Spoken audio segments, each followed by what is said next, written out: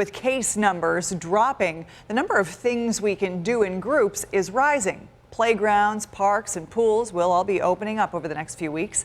Nikki Dementri brings you advice from doctors about how you can manage the pressure while staying safe.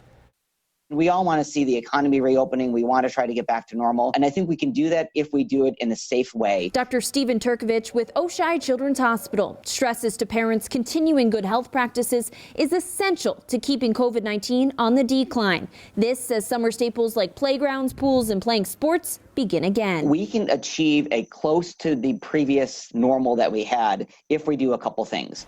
Number one, we make sure that if we're sick, we stay home, or if we've been exposed to anybody, we stay home. Number two, wearing masks is really, really, really important, especially if you're in an enclosed area or you're inside.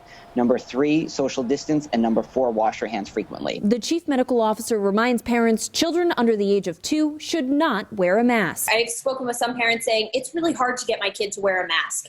Any tips for that? Really, I would do a risk-based strategy. So, if they're outside and they're running around and they're not around a lot of people, I wouldn't push it. But if you're going to be going inside to, say, in a closed space or a public restroom, then that's the time where I would say, all right, you really need to wear the mask. The swings at Erie County parks will be back again soon. County playgrounds are set to reopen next week. Playground and exercise equipment are not sanitized by Erie County Park staff.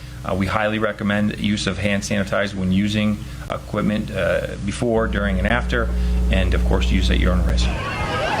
Several public pools will also open up in the next few weeks. While wearing a mask swimming is unrealistic, doctors say it's still important to wear a mask if you're in crowded public spaces. Definitely wear the mask if you're going to the locker room or anywhere like that.